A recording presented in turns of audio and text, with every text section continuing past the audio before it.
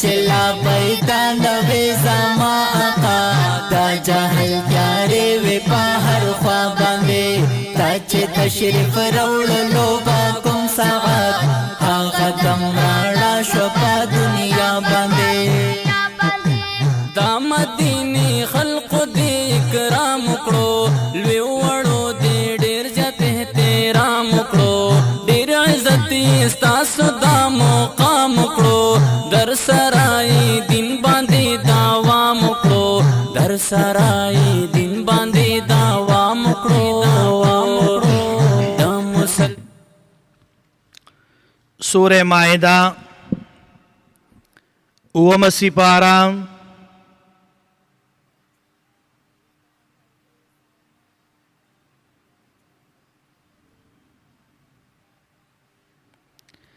آیت نمبر 83 سورہ مائدہ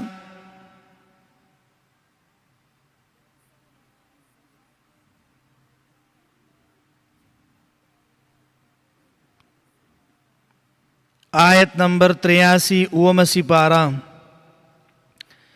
اللہم صلی علی سیدنا ومولانا محمد وعلى آل سیدنا ومولانا محمد وبارك وسلم عليك سبحانك لا علم لنا إلا ما علمتنا إنك أنت العليم الحكيم رب اشرح لي صدري ويسر لي أمري واحلل عقدة من لساني يفقه قولي رب زدني علما أعوذ بالله من الشيطان الرجيم بسم الله الرحمن الرحيم وإذا سمعوا ما أنزل إلى الرسول ترى أعينهم تفيض من الدمع مما عرفوا من الحق يقولون ربنا آمنا فاكتبنا مع الشاهدين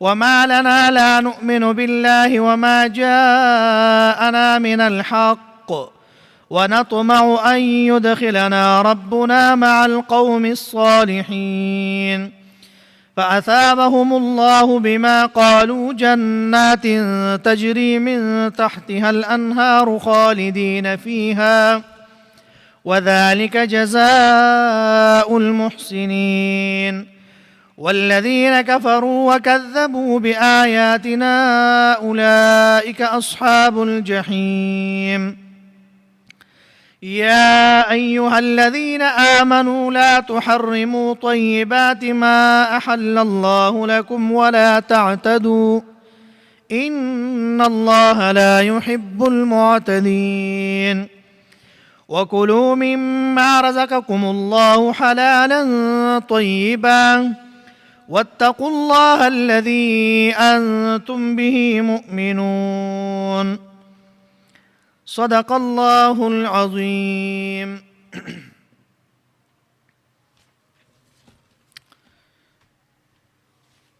سورہ مائدہ اوم سپارہ آیت نمبر 83 دام عطب دے پا ما قبل صفتونو باندی او آغا صفتونو پا دی کی دا قرآن دا اوریدون مخ کے موجودو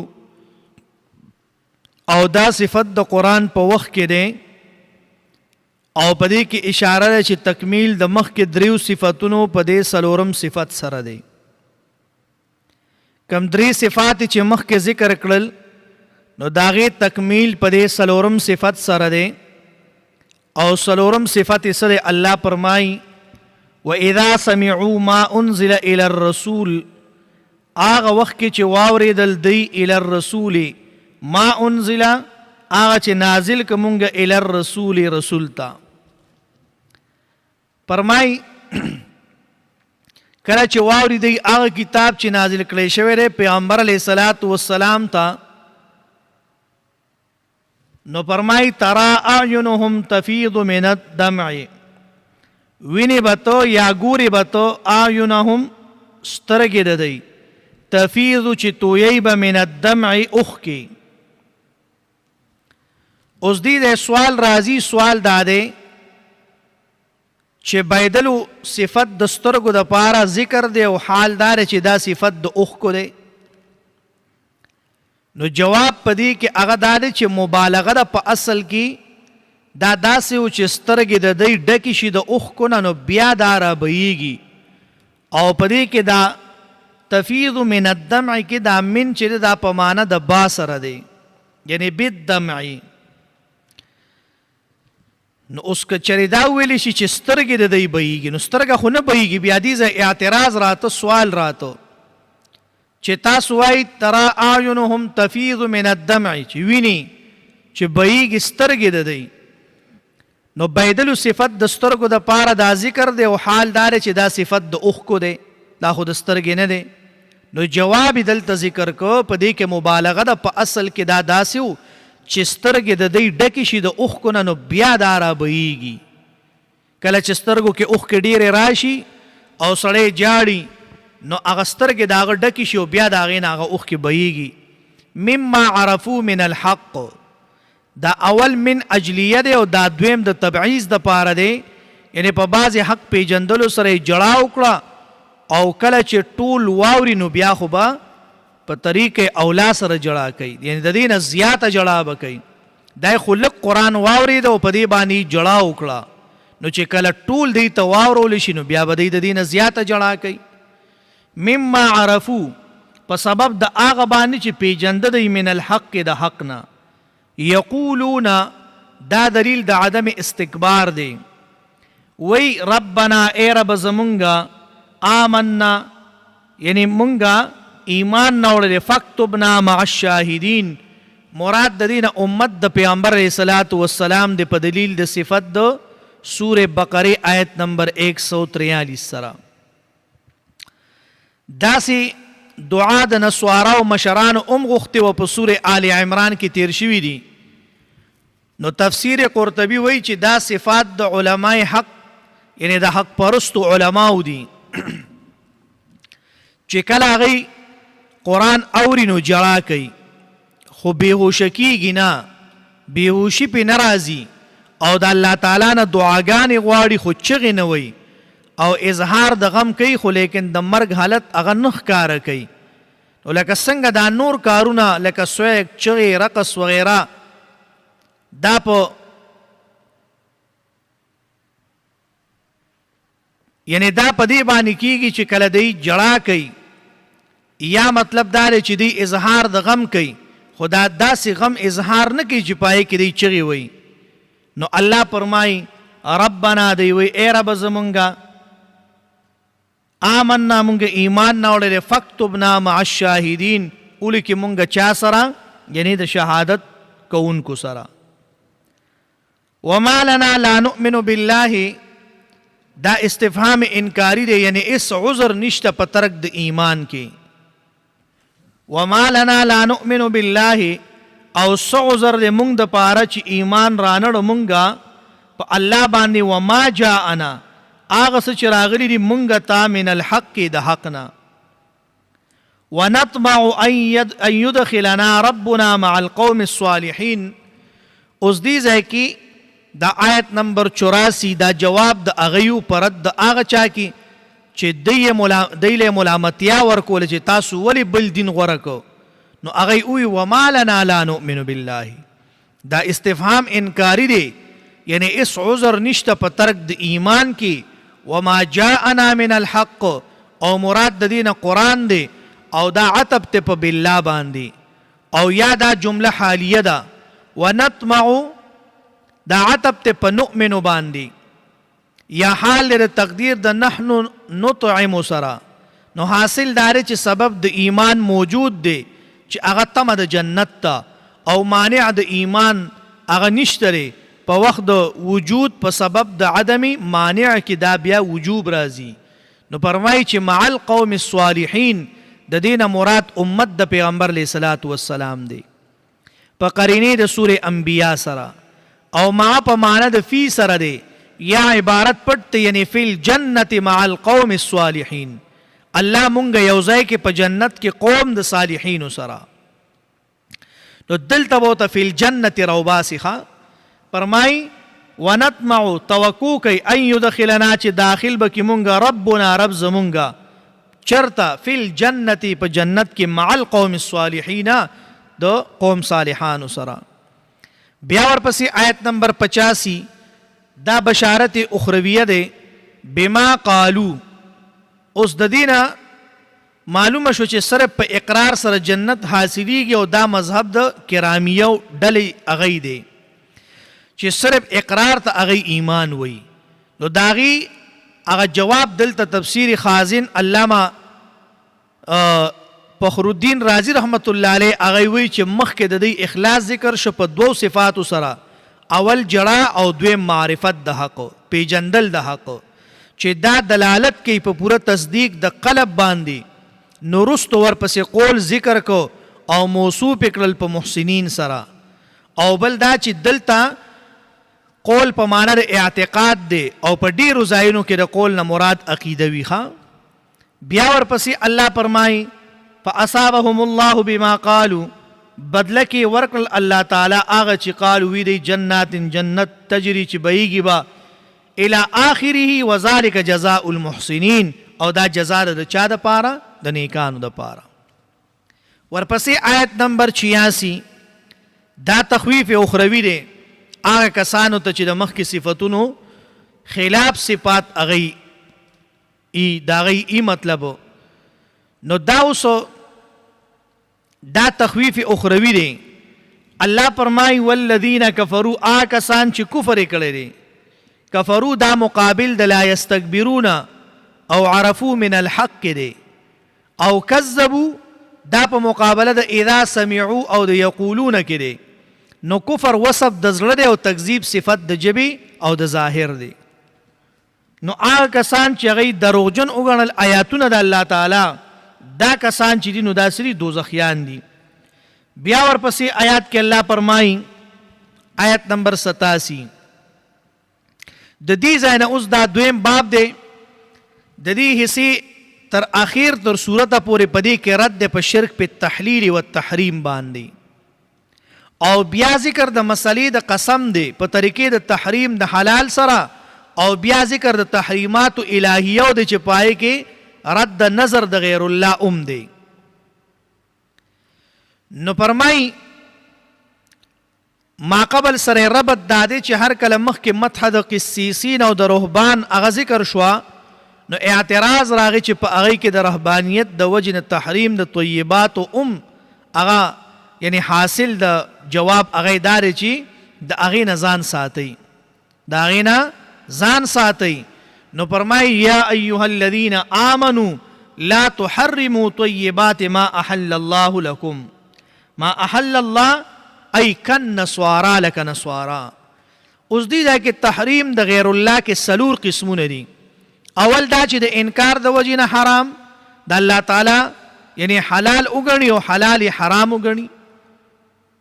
لا تحرموا طیبات ما احل الله لكم، تحریم د غیر الله کې څلور قسمونه دي. اول دا چې د انکار د وجې نه حرام د الله تعالی حلال وګڼي، یعنی الله یو شی حرام کړی دی او دی حلال وګڼي، او کم شی چې الله حلال کړی دی او دی حرام وګڼي، دا دواړه. دویم د وجې د اعتقاد او د خوف شرکی نه، یعنی چې یو حلال سیز چې نسبت یو معبود ته کړی شوی وي نو په ځان باندې حرام وګڼي په دې عقیده چې دا حلال یعنی دا زه حلال کم، نو دا معبود به ما ته ضرر ورسوي لکه بحیره صاحبه وغیره.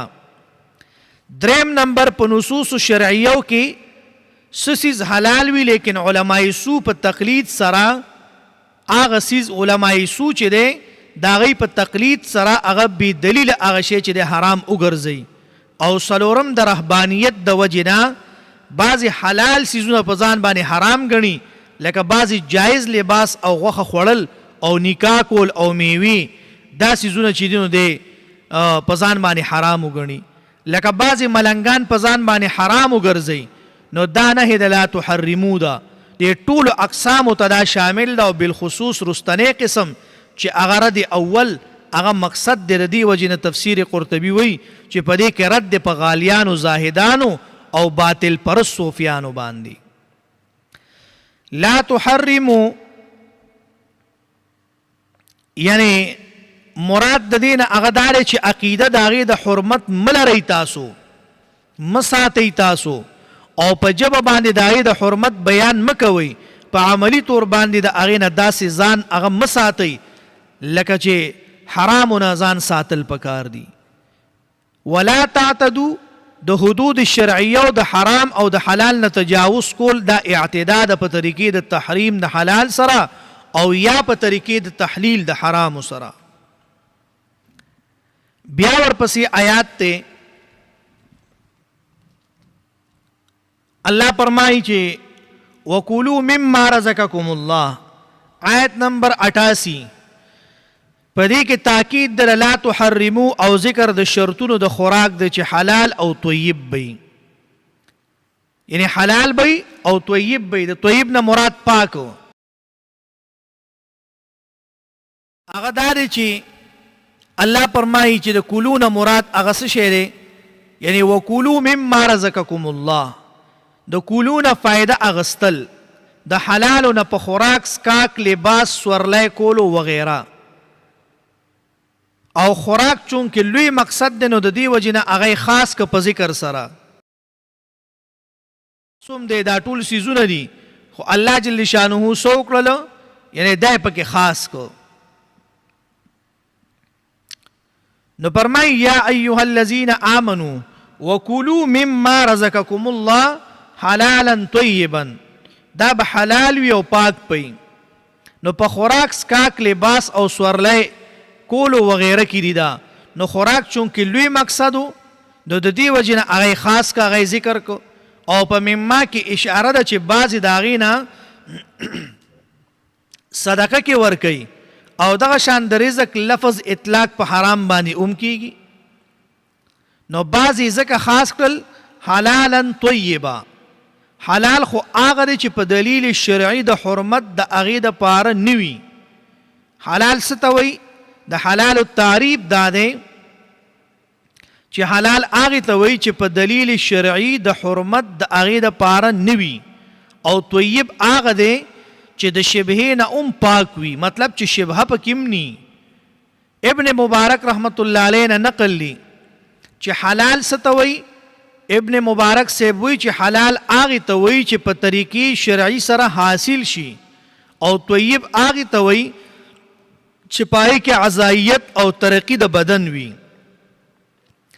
او هغه ضرر ورکون کې د صحت نه وي نو په دې کې اشاره وشوه چې کوم څیز سره عزایت نه راځي بلکې هغه موزر وي لکه خاوره کاڼې سکاره نو لحاظه دا خوړل چې دي دا مکروه دي خاوره شوه یا کاڼي شو یا سکاره شو دا چې دي نو دا مکروه دي بیا فرمایي واتقوا الله الذي په دې کې اشاره د دوو خبرو ته اول دا چې ایمان بالله سبب دی د پاره د تقوا کولو او دویم دا دی چې د حرامو نه بچ کېدل او د حلالو نه فایده اغستل دا تقوا ده د حرامو نه بچ کېدل او د حلالو نه فایده اغستل دې ته تقوا وایي او بیا فرمایي ورپسې آیت نمبر 89 ربط د آیات دا دی چې تفسیر قرطبی روایت کړی چې کوم صحابه کرامو د رهبانیت اراده کړې وه نو هغوی ورسره قسم هم کړی او مونږه په تیره جمعه باندې ووي چې لا رهبانیت فی الاسلام یا لا سرورت فی الاسلام په اسلام کې رهبانیت نشته نو هر کله چې نازل شو مخکې آیات کې لا تحرموا طیبات ما احل الله لکم نو هغې تپوس وکړه چې مونږ قسم کړی دی نو د هغې به څه حکم وي نو الله دا آیات ورپسې نازل کو نو هر کله چې وفرمایل چې تحریم د طیباتو اعتدا ګناه ده نو بیا سوال راغی چې کله یو صالح انسان یو حلال سیز په ځان باندې حرام کی لکه سورة تحریم کې په اول کې ذکر دی نو جواب وشو چې په دې کې تحریم شرعي مقصد نه وي نو صرف د هغې سیز نه ځان ساتل د بل مقصد دپاره چې هغې ته بیا تحریم لغوي ویلی شي الله فرمایي لا یؤاخذکم الله باللغو فی ایمانکم داسې په سورة بقره آیت نمبر 225 کې تیر شوي دي 225 کې هلته تیر شوي دي. او مواخذه چې دی نو دا دوه قسمه ده. اول دنیوي یعنی کفاره د قسم، او دویم اخروي یعنی عذاب الهی. دلته نه پې د دواړو قسمونو مراد ده. لا یؤاخذکم الله باللغو فی ایمانکم، نو باللغو بیهوده قسم، عبسا یعنی عبس قسم، باللغو فی ایمانکم. لغو په اصل کې هغه څیز ته ویلی شي چې د بې پروایۍ سره هغه وغورځولی شي. او لغو چې دی دا بیا په دوه قسمه ده. اول دا چې الفاظ د قسم د خولې نه بغیر د ارادې نه د عادت د وجې نه هغه اوځي. لکه بعضې خلکو عادت وي د عادت د وجې نه هغه وایي قسم دی او قسم دی او قسم په الله والله. لکه افغانیان څنګه وایي والله ما دا کار نه کړی، والله ما داسې نه دي کړي. نو دا اوس چې دی دا قسم نه دی خو دا د عادت دی. یو دا دی. دویم قسم هغه دی چې په تیر شوي کار کولو یا نه کولو باندې په طور د انکار سره دی قسم وکړي. د هغې کول یا نه کول د ده نه هیر وي. لکه مطلب دا یو سړی ووایي نه قسم دی که زه په دې لاره باندې تللی یم، ده نه اوس هیر دي. یا قسم دی که ما ستا د پټي نه شوتل وړئ، نو ده نه وړي دي خو ده نه هیر دي. نو که چېرې په ایره باندې د قسم وکړو دې ته لغوه ویلی شي. بیا قسم په درې قسمه دی. یو یمین اللغوه دی، یمین وی قسم ته. یو یمین اللغوه دی، بل یمین منعقده دی، بل یمین غموس دی. دا درې واړه ورته ذکر کوي.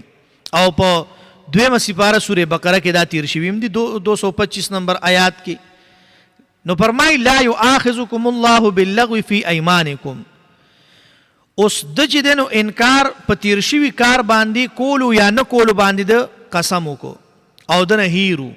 نو اول قول د امام شافعي رحمت الله علیه دی، او دویم قول د امام ابو حنیفه او د امام احمد رحمت الله علیه دی. نو راجح دا ده چې دا دواړه په یمین لغوه کې داخل دي. اول خو د دې وجې نه چې نیت یې نشته دی او حدیث کې راځي انما الاعمال بالنیات. او دویم د دې وجې نه چې په ګمان کې دی رښتونه دی. مطلب د ده ګمان دا دی چې ما دا کار نه دی کړی او ده نه هیر دی او ده پې قسم هم وکړ دی پې ګناهګار نه دی. ځکه پیغمبر اسلام فرمای ورفع عن امت الخطأ والنسیان. په خطا او په نسیان کې خو زما د امت نه چې ده نو هغه د دوی نه قلم اوچت دی، دی په دې نه ګناهګارېږي. او ایمان چې دی نو دا جمع د یمین ده، او یمین دلالت کوي په قوت باندې. نو قسم سره خبره هغه قوي کېږي، د دې وجې نه هغې ته بیا یمین ویلی شي. بما عقدتم الایمان، عقد په اصل کې تړلو ته ویلی شي. نو په دې سره هغه قسم مراد دی چې کول یا نه کول د راتلونکي وخت سره هغه وتړلی شي او دې ته یمین منعقده ویلی شي. په دې کې په وخت د حانس کېدو کې قسم ماتولو کې کفاره دا واجب ده بالاتفاق. یمین لغوه خو تیر شو. اوس بما عقدتم الایمان یمین منعقده، یمین منعقده. اوس دا دې ته وایي چې مطلب دا یو سړی قسم وکړي زه به دا پلانې کار نه کوم او ده بیا وکړه او قسم یې مات کو. نو اوس دې ځای کې بیا فرمایي چې یو سړی ولګي دا قسم وکړو په ده باندې کفاره واجب شو، بیا به دی څه کوي؟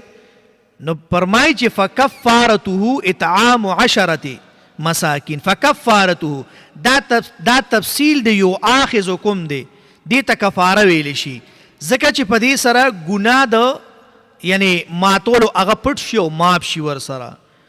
اوس یو سړي قسم وکړو، قسم یې مات کړ، د دې کفاره څه ده؟ کفارې ته یې غوږ کېده. فرمایي فکفارته اطعام 10 مساکین. د اطعام په تحدید کې اختلاف ته د اهل علمو. د علی رضی الله عنه روایت ته چې 2 وخته به خوراک ورکوي، غرمه او ماښام. امام حسن بصري نه نقل دی چې یو وخت خوراک به ورکوي چې ډوډۍ وي او غوښه وي ورسره. د اکثر اهل علمو نه نقل دی چې د غنمو نه هغه نیم ساغ تقریبا 2 کیلو هغه جوړیږي، د هغې قیمت په ورکوي. که هر یو باندې د عمل وکړو دا جایز دی. په دې درې واړو کې په هر یو باندې عمل وکړو، خو مشهوره دا ده چې 10 مسکینانو ته به 2 ټیمه خوراک په دې ورکوي. د قسم دا کفاره ده. من اوسط ما تطعمون، اوس څه شی به ورکوي؟ نو فرمایي ډېر اعلی قسم طعام او ډېر ادنا به نه ورکوي. لکه مطلب دا دی چې د ګډ غوښه، د چیلي غوښه دا به هم نه پخوي. او بل دا ده چې داسې به ام نه ورکوي چې بس د چڼې دال ولا پوخ کوي راځئ کینئ ورته. اوس خو د چڼې دال ګورم ډېر ګران دی ښه، دا نه چې ساګ ولا پوخ کی، نه عام خوراک چې کمی. من اوسط ما تطعمون، د انسان چې کم په خپله خوري او خپل اهل و عیال ته یې ورکوي، نو په خپله خو یو سړی به ساګ خوري خو ساګ به نه ورکوي، ځکه یې پکې دا شرط ولګو. مطلب یا پارمې چرګ راړه بس دا صحیح دی.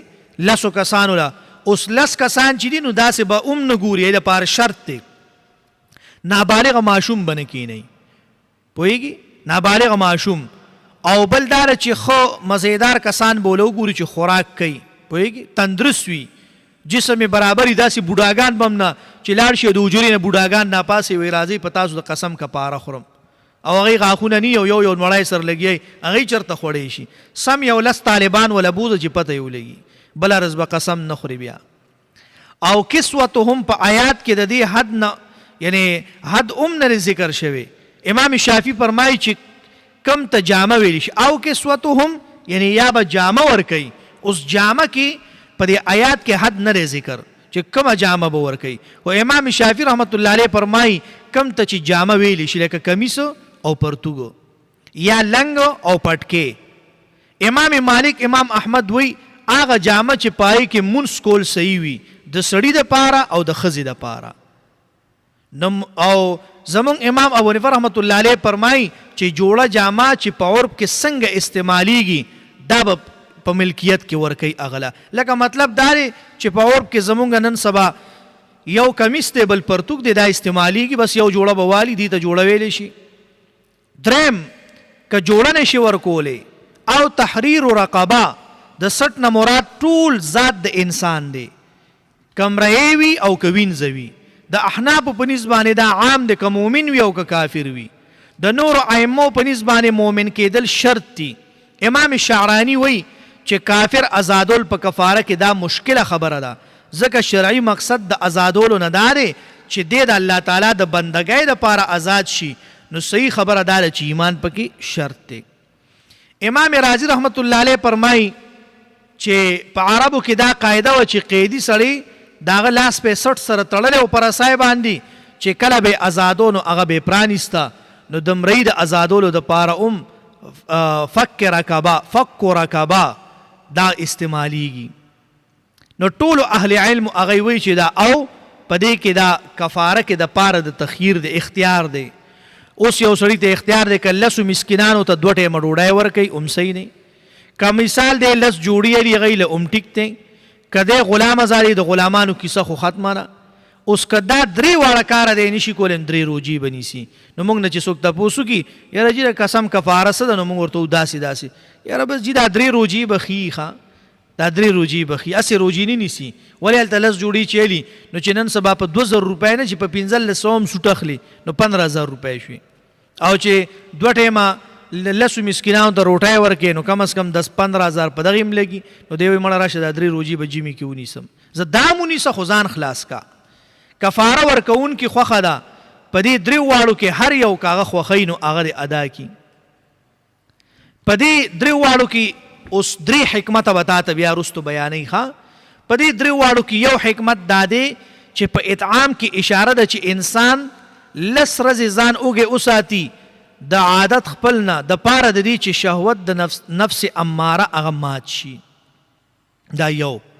دویم او کسوتو د دې دپاره چې ګناه پټ شي، کپړې سړی واچي بدن یې پټ شي که نه، نو چې کپړې ورکړي ګناه به دې پټ شي. او تحریر رقبه دا د دې دپاره چې د غاړه د ګناه نه آزاده شي، مطلب دا دی چې آزادول د سټ دي نو چې دی د ګناه نه آزاد شي. دا 3 حکمته شو.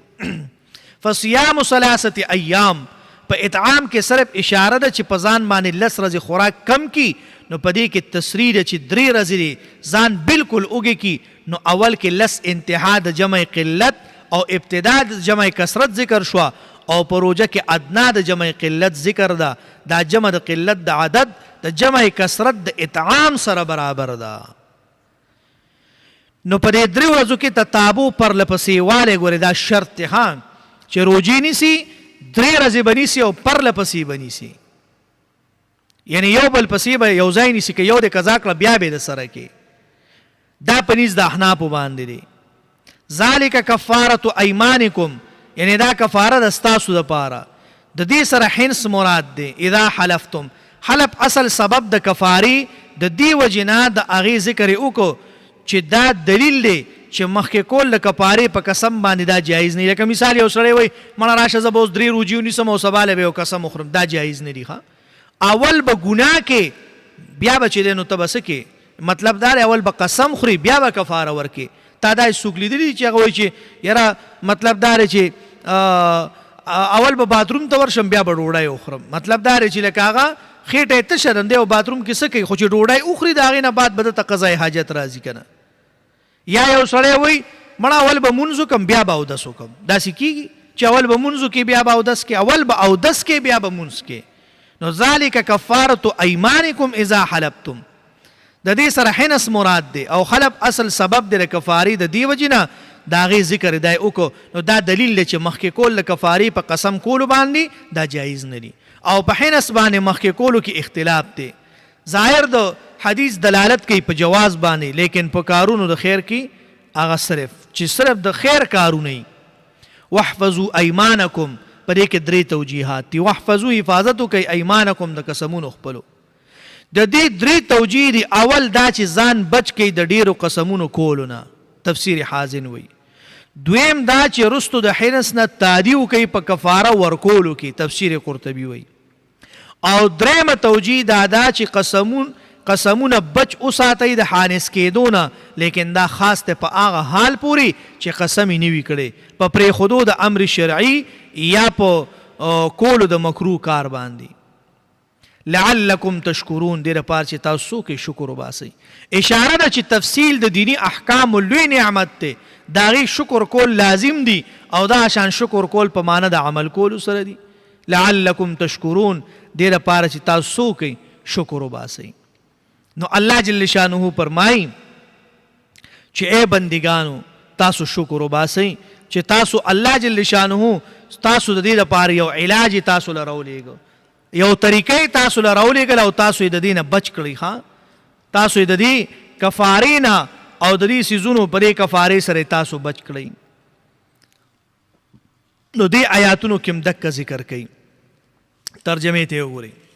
فرمایي وَإِذَا سَمِعُوا، او کله چې واورېدئ ما انزل کتاب چې نازل کړی شوی دی الی الرسول دې پیغمبر ته. الله فرمایي ترى اعینهم، ویني به ته سترګې د دی تفیضو چې تویی به من الدمع اوښکې، مما عرفوا من الحق، په سبب د دې باندې چې وپېژند دی حق. یقولون وایي دی ربنا ای رب زمونږه، آمنا ایمان راړو مونږه، فاکتبنا پس اولیږه مونږه یا اولیکه مونږ د پاره مع الشاهدین، د ګواهي کوونکو سره، د حق ګواهي کوونکو سره. وما لنا لا نؤمنو، څه عذر دی مونږ د پاره چې ایمان به نه راړو بالله په الله باندې. وما جاءنا، چې راغلي دي مونږ ته من الحق د حق نه. ونطمع ان يدخلنا، حال دا چې مونږ تمه لرو ان يدخلنا چې داخل بکو مونږ دلرا یا داخل بکی مونږ لرا ربنا رب زمونږه مع القوم الصالحین، د قوم د نیکانو خلقو سره. فاثابهم الله، پس بدله ورکړه دوی ته الله تعالی بما پدې قالو چې وینا د دوی وه، جنات، داسې جنتونو سره تجري چې بهیږي من تحتها الانهار، لاندې د هغې نه نهرونه، خالدین فیها، او وی به پای کی، یعنی خالدین همیشه به وی فیها پای کی. الله فرمای یعنی داسې جنت ته به داخل کم چې بهیږي به لاندې د ونو د هغې نه څه شي نهرونه به بهیږي، یعنی لاندې د ونو د هغې نه به نهرونه بهیږي. او په سورې محمد کې چې دی نو الله جل شانه بیا فرمای آیت نمبر 15 کې الله فرمای داسې جنتونو ته به دی به داخل کم، جنات، داسې جنتونه تجری چې بهیږي به من تحتها الانهار، لاندې د هغې نه نهرونه، خالدین فیها همیشه به وي پای کې. وذلک جزاء المحسنین، او دا بدله د نیکانو. الله فرمای جنت کې مې داسې نهرونه پیدا کړي دي اے د آدم اولاده اعمالو کوي نیک اعمال د هغې دپاره الله فرمای مثل الجنة التي وعد المتقون فيها أنهار من ماء غير آس وأنهار من لبن لم يتغير طعمه وأنهار من خمر لذة للشاربين وأنهار من عسل مصفى الله فرمای د پایو نیر به پیدا کړی می جنت کې د پاکو شرابو نیر به الله فرمای د ګبین نیر به او د صفا اوبو نیر به نو مثل الجنة التي وعد المتقون الله چا سره وعده کوي تقوا والا سره الله فرمای وذالک دا جزاء المحسنین بدل د نیکانو د پاره والذین کفروا آکسان چې کفر وکړو وکذبوا او دروغجن وګڼل بآیاتنا آیاتنا زمونږه اولئک اصحاب الجحیم الله فرمای دا کسان دوزخیان دي یا ایها الذین آمنوا اے کسانو چې ایمان مروړی لا تحرموا حرام مګڼئ طیبات پاکیزه سیزونه ما احل الله آج حلال کړي دی الله تعالی لکم تاسو لا ولا تعتدوا او د حد نم تیریږئ ان الله بشک الله تعالی لا يحب المعتدین نخوخی د حد نه تیریدونکي وکلوا مما رزقکم الله اخری آج درکړي تاسو ته الله تعالی حلالا یعنی حلال طیبا او پاک واتقوا الله ويريږئ د الله نه الذي اغ الله تعالی انتم چې تاسو به مؤمنون پاغمان ایمان لرونکي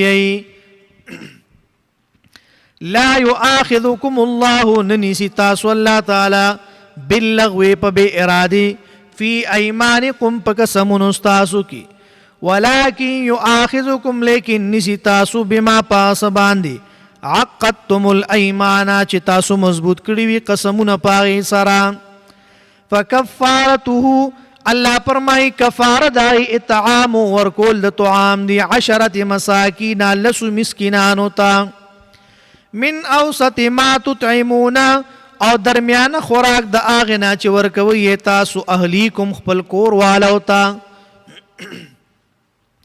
او کسوتهم یا جامه ورکول دیتا او تحریر رقبه یا ازادول دیو غلام دی الله فرمای غلام آزاد کا فمن لم یجد فصیام پس څوک چې طاقت نه لري د دې فصیام نروجی نیول دی 3 ایام 3 ورځې پر لپسی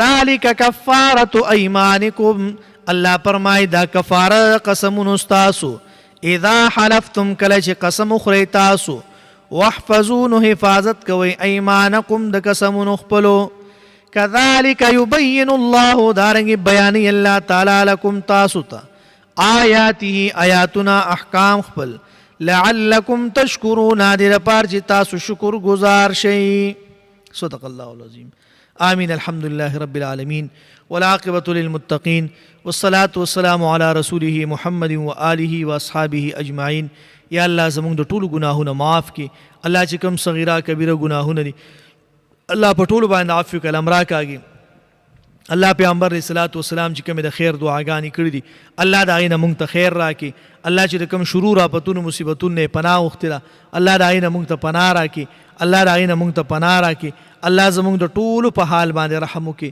الله زمونږ د ټولو په حال باندې رحم وکړي الله زمونږ د ټولو حوایج برابر کړي الله مشکلات هم حل کړي پریشانۍ هم ختم کړي الله مصیبتونه تکلیفونه رانه لري کړي الله چې سوره بیماران دي الله ټول ته شفای کامله عاجله نصیبه کړي سوره مسلمانان مردگان وفات شوي دي الله د ټولو قبرونو د نور نه ډک کړي جنت د باغچونه باغچې وګرځي الله چې د چا څومره حوایج دي د ټولو حوایج برابر کړي مشکلات حل کړي پریشانۍ ختم کړي الله دا کومه سفاره چې موږ شروع کړه الله دا په خیر خیریت باندې سره د ټول قرآن کریم الله په خیر خیریت باندې په موږ باندې سر ته ورسه الله بیا موږ له توفیق راکړي بیا موږ له تر مرګه پورې د قرآن ویلو توفیق راکړي الله چې دا کومه سپاره ختم کړې ده الله د دې ټول ثوابونه الله ټول انبیاء کرام ته آدم علیه السلام نواله تر جناب محمد رسول الله پورې څومره انبیاء کرام چې راغلي دي الله ټول ستا په علم کې دي الله دا غټول په روحونو باندې موږ د دې ثواب بخلې دي الله چې څومره انبیاء کرام دي څومره صحابه کرام دي تابعین دي تبع تابعین دي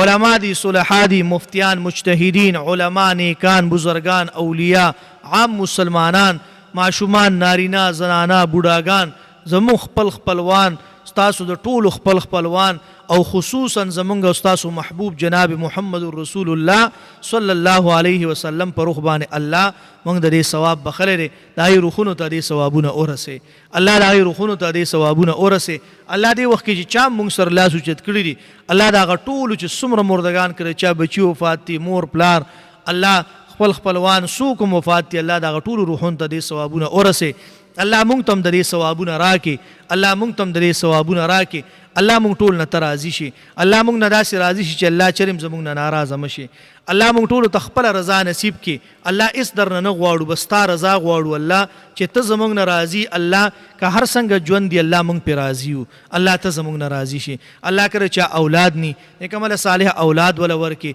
الله کړه چا نارینه اولاد ني نارینه ولا ورکي کړه چا دواړه ني دواړه ولا ورکي الله کړه چا دواړه وي نیکمل صالح لوي کې او الله کړه چا جنکای ني جنکای ولا ورکي اگر چې خلک په خفقيږي خو الله ته په خوشحاليږي او توای چې زدا کس ناراضي کیږم چې غل لور ورکم نو الله ته زمونږ نه پدې باندې راضي شي الله ته زمونږ نه پدې باندې راضي شي الله چې څومره پیغمبر اسلام د خیر دعاګانې غوښتي دي الله دا غي موږ ته خیر راکړي چې کوم شرور آفتونو مصیبتونو پناه وغوښتي الله دا غي موږ ته پناه راکړي الله دا غي موږ ته پناه راکړي الله چې څومره مسلمانان په مشکلاتو کې د ټولو مشکلات حل کړي د ټولو پریشانای ختم کړي وصلی الله تعالی علی خیر خلق محمد و آله و اصحابہ اجمعین